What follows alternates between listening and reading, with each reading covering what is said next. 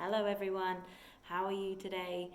You may recognise a bit of what's going on behind me and where I am today. I'm in our classroom. So I'm ready to read the next chapter of Harry Potter and the Philosopher's Stone for you. I've got a special guest with me today. Huey is joining me for our story time today. So, have you got your pillows? Are you ready? Let's go. Chapter 15, The Forbidden Forest. Things couldn't have been worse. Filch took them down to Professor McGonagall's study on the first floor, where they sat and waited without saying a word to each other. Hermione was trembling. Excuses, alibis, and wild cover-up stories chased each other around Harry's brain, each more feeble than the last. He couldn't see how they were going to get out of trouble this time. They were cornered. How could they have been so stupid as to forget the cloak? There was no reason on earth that Professor McGonagall would accept for their being out of bed and creeping around the school in the dead of night, let alone being up the tallest astronomy tower, which was out of bounds except for classes. Add Norbert and the invisibility cloak, and they might as well be packing their bags already. Had Harry thought that things couldn't have been worse, he was wrong. When Professor McGonagall appeared, she was leading Neville. "Harry!" Neville burst out, the moment he saw the other two. "I was trying to find you to warn you. I heard Malfoy saying he was going to catch you. He said you had a drag—" Harry shook his head violently to shut Neville up, but Professor McGonagall had seen. She looked more likely to breathe fire than Norbert as she towered over the three of them. "I would never have believed it of any of you. Mr. Filch says you were up the astronomy tower. It's 1 o'clock in the morning. Explain yourselves." It was the first time Hermione had ever failed to answer a teacher's question. She was staring at her slippers, as still as a statue. "I think I've got a good idea of what's been going on," said Professor McGonagall. "It doesn't take a genius to work it out. You fed Draco Malfoy some cock and bull story about a dragon, trying to get him out of bed and into trouble. I've already caught him. I suppose you think it's funny that Longbottom here heard the story and believed it too." Harry caught Neville's eye and tried to tell him without words that this wasn't true, because Neville was looking stunned and hurt. Poor blundering Neville. Harry knew what it must have cost him to try and find them in the dark to warn them. "I'm disgusted," said Professor McGonagall. 4 students out of bed in one night. I've never heard of such a thing before. You, Miss Granger, I thought you had more sense. As for you, Mr. Potter, I thought Gryffindor meant more to you than this. All 3 of you will receive detentions. Yes, you too, Mr. Longbottom.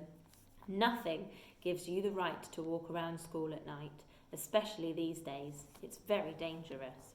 And 50 points will be taken from Gryffindor." 50! Harry gasped. They would lose the lead he'd won in the last match. 50 points each, said Professor McGonagall, breathing heavily through her long pointed nose. "Professor, please, you can't. Don't tell me what I can and can't do, Potter. Now get back to bed, all of you. I've never been more ashamed of Gryffindor students." 150 points lost, but that put Gryffindor in last place. In one night, they'd ruined any chance Gryffindor had had for the House Cup. Harry felt as though the bottom had dropped out of his stomach. How could they ever make up for this? Harry didn't sleep all night. He could hear Neville sobbing into his pillow for what seemed like hours. Harry couldn't think of anything to say to comfort him. He knew Neville, like himself, was dreading the dawn. What would happen when the rest of Gryffindor found out what they had done? At first, Gryffindors passing the giant hourglass that recorded the house points next day thought there had been a mistake. How could they possibly have 150 points fewer than yesterday? And then the story started to spread. Harry Potter, the famous Harry Potter, their hero of 2 Quidditch matches, had lost them all those points. Him and a couple of other first-year students. From being one of the most popular and admired people in the school, Harry was suddenly the most hated. Even Ravenclaws and Hufflepuffs turned on him because everyone had been longing to see Slytherin lose the House Cup. Everywhere Harry went, people pointed and didn't trouble to lower their voices as they insulted him. Slytherins, on the other hand, clapped as he walked past them, whistling and cheering. Thanks, Potter, we owe you one. Only Ron stood by him. They'll all forget this in a few weeks. Fred and George have lost loads of points in all the time they've been here, and people still like them. They've never lost 150 points in one go, though, have they? Said Harry miserably. Well, no, Ron admitted. It was a bit late to repair the damage, but Harry swore to himself not to meddle in things that weren't his business from now on. He'd had it with sneaking around and spying. He felt so ashamed of himself that he went to Wood and offered to resign from the Quidditch team. Resign? Wood thundered. What good'll that do? How are we going to get any points back if we can't win at Quidditch? But even Quidditch had lost its fun. The rest of the team wouldn't speak to Harry during practice, and if they had to speak to him, they called him the Seeker. Hermione and Neville were suffering too. They didn't have as bad a time as Harry, because they weren't as well known, but nobody would speak to them either. Hermione had stopped drawing attention to herself in class, keeping her head down and working in silence. Harry was almost glad that the exams weren't far away. All the revision he had to do kept his mind off his misery. He and Ron and Hermione kept to themselves, working late into the night, trying to remember the ingredients to complicated potions, learn charms and spells off by heart, memorize the dates of magical discoveries and goblin rebellions. Then, about a week before the exams were due to start, Harry's new resolution not to interfere in anything that didn't concern him was put to an unexpected test. Walking back from the library on his own one afternoon, he heard somebody whimpering from a classroom ahead. As he drew closer, he heard Quirrell's voice. No, no, not again, please. It sounded as though someone was threatening him. Harry moved closer. All right, he heard Quirrell sob. Next second, Quirrell came hurrying out of the classroom, straightening his turban. He was pale and looked as though he was about to cry. He strode out of sight. Harry didn't think Quirrell had noticed him. He waited until Quirrell's footsteps had disappeared, then peered into the classroom. It was empty, but a door stood ajar at the other end. Harry was halfway towards it before he remembered he'd promised himself about not meddling. All the same, he'd have gambled 12 Philosopher's Stones that Snape had just left the room, and from what Harry had just heard, Snape would be walking with a new spring in his step. Quirrell seemed to have given in at last. Harry went back to the library, where Hermione was testing Ron on astronomy. Harry told them what he'd heard. Snape's done it then, said Ron. If Quirrell's told him how to break his anti-dark force spell. They're still fluffy though, said Hermione. Maybe Snape's found out how to get past him without asking Hagrid, said Ron, looking up at the thousands of books surrounding them. I bet there's a book somewhere in here telling you how to get past the giant three-headed dog. So what do we do, Harry? The light of adventure was kindling again in Ron's eyes, but Hermione answered before Harry could. Go to Dumbledore. That's what we should have done ages ago. If we try anything ourselves, we'll be thrown out for sure. But we've got no proof, said Harry. Quirrell's too scared to back us up. Snape's only got to say he doesn't know how the troll got in at Halloween, and that he was nowhere near the 3rd floor. Who do you think they'll believe, him or us? It's not exactly a secret we hate him. Dumbledore will think we made it up to get him sacked. Filch wouldn't help us if his life depended on it. He's too friendly with Snape, and the more students get thrown out, the better, he'll think. And don't forget, we're not supposed to know about the stone or Fluffy. That'll take a lot of explaining. Hermione looked convinced, but Ron didn't. If we just do a bit of poking around... No, said Harry flatly. We've done enough poking around. He pulled a map of Jupiter towards him and started to learn the names of its moons. The following morning, notes were delivered to Harry, Hermione and Neville at the breakfast table. They were all the same. Your detention will take place at 11 o'clock tonight. Meet Mr. Filch in the entrance hall. Professor M. McGonagall. What a late time for a detention. Harry had forgotten they still had detentions to do in the furor over the points they'd lost. He half expected Hermione to complain that this was a whole night of revision lost, but she didn't say a word. Like Harry, she felt they deserved what they got. At 11 o'clock that night, they said goodbye to Ron in the common room and went down to the entrance hall with Neville. Filch was already there, and so was Malfoy. Harry had also forgotten that Malfoy had got a detention too. Follow me, said Filch, lighting a lamp and leading them outside. I bet you'll think twice about breaking a school rule again, won't you, eh? He continued, leering at them. Oh yes, hard work and pain are the best teachers if you ask me. It's just a pity they let the old punishments die out. Hang you by your wrists from the ceiling for a few days. I've got the chains still in my office. Keep 'em well oiled in case they're ever needed. Right, off we go, and don't think of running off now. It'll be worse for you if you do. They marched across the dark grounds. Neville kept sniffing. Harry wondered what their punishment was going to be. It must be something really horrible, or Filch wouldn't be sounding so delighted. The moon was bright, but clouds scudding across it kept throwing them into darkness. Ahead, Harry could see the lighted windows of Hagrid's hut. Then they heard a distant shout. Is that you, Filch? Hurry up, I want to get started. Harry's heart rose. If they were going to be working with Hagrid, it wouldn't be so bad. His relief must have shown in his face, because Filch said, I suppose you'll think you'll be enjoying yourself with that oath. Well, think again, boy. It's into the forest you're going, and if I'm much mistaken, you'll all come out in one piece. At this, Neville let out a little moan, and Malfoy stopped dead in his tracks. The forest, he repeated, and he didn't sound quite as cool as usual. You can't go in there at night. There's all sorts of things in there. Werewolves, I heard. Neville clutched the sleeve of Harry's robes and made a choking noise. That's your lookout, isn't it? Said Filch, his voice creaking with glee. Should have thought about them werewolves before you got into trouble, shouldn't you? Hagrid came striding towards them out of the dark, Fang at his heel. He was carrying a large crossbow, and a quiver of arrows hung over his shoulder. About time, he said. I've been waiting for half an hour already. All right, Harry, Hermione? I shouldn't be too friendly to them, Hagrid, said Filch. They're here to be punished, after all.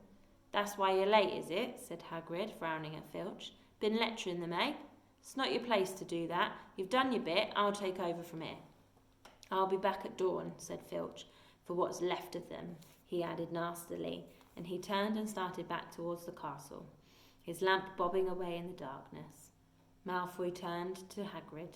I'm not going into that forest, he said, and Harry was pleased to hear a note of panic in his voice. You are if you want to stay at Hogwarts, said Hagrid fiercely. You're done wrong, and now you've got to pay for it. But this is servant stuff. It's not for students to do. I thought we'd be writing lines or something. If my father knew I was doing this, he'd tell you that's how it is at Hogwarts, Hagrid growled. Writing lines. What good's that to anyone? You'll do something useful and you get out. Or you get out. If you think your father would rather you be expelled, then get back off to the castle and pack. Go on. Malfoy didn't move. He looked at Hagrid furiously, but then dropped his gaze. Right then, said Hagrid. Now listen carefully, because it's dangerous what we're going to do tonight, and I don't want no one taking risks. Follow me over here a moment. He led them to the very edge of the forest. Holding his lamp high, he pointed down a narrow, winding earth track that disappeared into the thick black trees. A light breeze lifted their hair as they looked into the forest. Look here, said Hagrid. See that stuff shining on the ground? Silvery stuff. That's unicorn blood. There's a unicorn in there been hurt badly by something. This is the second time in a week. I found one dead last Wednesday. We're going to try and find the poor thing. We might have to put it out of its misery. And what if whatever hurt the unicorn finds us first? Said Malfoy, unable to keep the fear out of his voice. There's nothing that lives in the forest that'll hurt you if you're with me or Fang, said Hagrid, and keep to the path. Right, now we're going to split into two parties and follow the trail in different directions. There's blood all over the place. It must have been staggering around since last night at least. I want Fang, said Malfoy quickly, looking at Fang's long teeth. All right, but I warn you, he's a coward, said Hagrid. So me, Harry and Hermione will go one way, and Draco, Neville and Fang will go the other. Now if any of us finds the unicorn, we'll send up green sparks, right? Get your wands out and practice now. That's it, and if anyone gets in trouble, send up red sparks and we'll come find you. So be careful, let's go. The forest was black and silent. A little way into it, they reached a fork in the earth path, and Harry, Hermione and Hagrid took the left path, while Malfoy, Neville and Fang took the right. They walked in silence, their eyes on the ground. Every now and then a ray of moonlight through the branches above a little spot of silver blue blood on the fallen leaves. Harry saw that Hagrid looked very worried. "Could a werewolf be killing the unicorns?" Harry asked. "Not fast enough," said Hagrid. "It's not easy to catch a unicorn. They're powerful magic creatures. I never knew one to be hurt before." They walked past a mossy tree stump. Harry could hear running water. There must be a stream somewhere close by. There were still spots of unicorn blood here and there along the winding path. "You all right, Hermione?" whispered Hagrid. "Don't worry, it can't have gone far if it's that badly hurt, and then we'll be able to get behind that tree." Hagrid seized Harry and Hermione and hoisted them off the path behind a towering oak. He pulled out an arrow and fitted it to his crossbow, raising it, ready to fire. The three of them listened. Something was slithering over dead leaves nearby. It sounded like a cloak trailing along the ground. Hagrid was squinting up the dark path, but after a few seconds the sound faded away. "I knew it," he murmured. "There's someone in here that shouldn't be." "A werewolf?" Harry suggested. That wasn't no werewolf, and it wasn't no unicorn neither," said Hagrid grimly. "Right, follow me, but be careful now." They walked more slowly, ears straining for the faintest sound. Suddenly, in a clearing ahead, something definitely moved. "Who's there?" Hagrid called. "Show yourself. I'm armed." And into the clearing came, was it a man or a horse? To the waist, a man with red hair and a beard, but below there was a horse's gleaming chestnut body with a long reddish tail. Hermione and Harry's jaws dropped. "Oh, it's you, Ronan," said Hagrid in relief. "How are you?" He walked forward and shook the centaur's hand. "Good evening to you, Hagrid," said Ronan. He had a deep, sorrowful voice. "Were you going to shoot me?" "Can't be too careful, Ronan," said Hagrid, patting his crossbow. "There's something bad loose in this forest. This is Harry Potter and Hermione Granger, by the way, students up at the school. And this is Ronan, you two. He's a centaur." "We noticed," said Hermione faintly. "Good evening," said Ronan. "Students, are you? And do you learn much up at the school?" A bit," said Hermione timidly. "A bit. Well, that's something." Ronan sighed. He flung back his head and stared at the sky. "Mars is bright tonight." "Yeah," said Hagrid, glancing up too. "Listen, we've run into Ronan. I'm glad we've run into you, Ronan, because there's a unicorn been hurt, you see. You seen anything?" Ronan didn't answer immediately. He stared unblinkingly upwards, then sighed again. "Always the innocent are the first victims," he said. "So it has been for ages past, and so it is now." "Yeah," said Hagrid. "But have you seen anything, Ronan? Anything unusual?" "Mars is bright tonight," Ronan repeated, while Hagrid watched him impatiently. "Unusually bright." "Yeah, but I was meaning anything unusual a bit nearer home," said Hagrid. "So, yeah. Have you noticed anything strange?" Yet again, Ronan took a while to answer. At last he said, "The forest hides many secrets." A movement in the trees behind Ronan made Hagrid raise his bow again, but it was only a second centaur, black-haired and bodied, and wilder looking than Ronan. "Hello, Bane," said Hagrid. "All right?" "Good evening, Hagrid. I hope you are well." "Well enough. Look, I've just been asking Ronan, you seen anything odd in here lately? Only there's a unicorn been injured. Would you know anything about it?" Bane walked over to stand next to Ronan. He looked skywards. "Mars is bright tonight," he said simply. "We've heard," said Hagrid grumpily. "Well, if either of you do see anything, let me know, won't you? We'll be off then." Harry and Hermione followed him out of the clearing, staring over their shoulders at Ronan and Bane until the trees blocked their view. "Never," said Hagrid irritably, "try and get a straight answer out of a centaur. Ruddy stargazers, not interested in anything closer than the moon." "Are there many of them in here?" asked Hermione. "Oh, a fair few. Keep themselves to themselves mostly, but they're good enough about turning up if I ever want a word. They're deep-minded centaurs. They know things. Just don't let on much." "Do you think that was a centaur we heard earlier?" said Harry. "Did that sound like hooves to you?" "Nah, if you ask me, that's what's been killing the unicorns. Never heard anything like it before." They walked on through the dense, dark trees. Harry kept looking nervously over his shoulder. He had the nasty feeling that were being watched. He was very glad that they had Hagrid and his crossbow with them. They had just passed a bend in the path when Hermione grabbed Hagrid's arm. "Hagrid, look, red sparks. The others are in trouble." "You two wait here," Hagrid shouted. "Stay on the path. I'll come back for you." They heard him crashing away through the undergrowth and stood looking at each other, very scared, until they couldn't hear anything but the rustling leaves around them. "You don't think they've been hurt, do you?" whispered Hermione. "I don't care if Malfoy has, but if something's got Neville, it's our fault he's here in the first place." The minutes dragged by. Their ears seemed sharper than usual.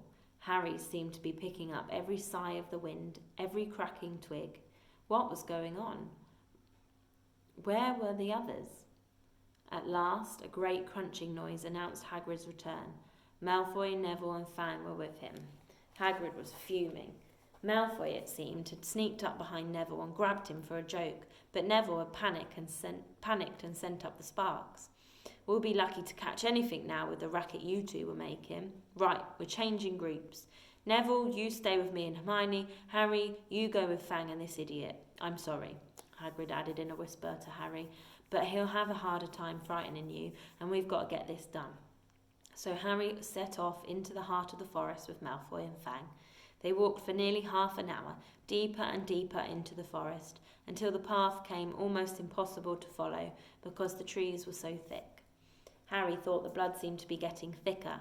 There were splashes on the roots of a tree, as though the poor creature had been thrashing around in pain close by.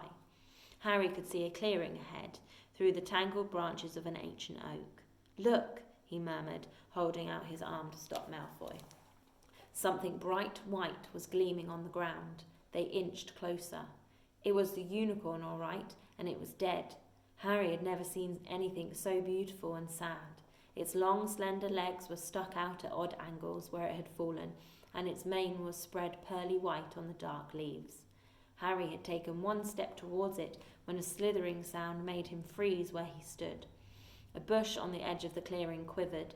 Then out of the shadows a hooded figure came crawling across the ground like some stalking beast. Harry, Malfoy and Fang stood transfixed.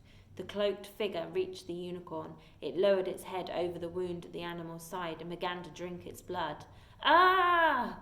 Malfoy let out a terrible scream and bolted. So did Fang. The hooded figure raised its head and looked straight at Harry. Unicorn blood was dribbling down its front. It got to its feet and came swiftly towards him. He couldn't move for fear.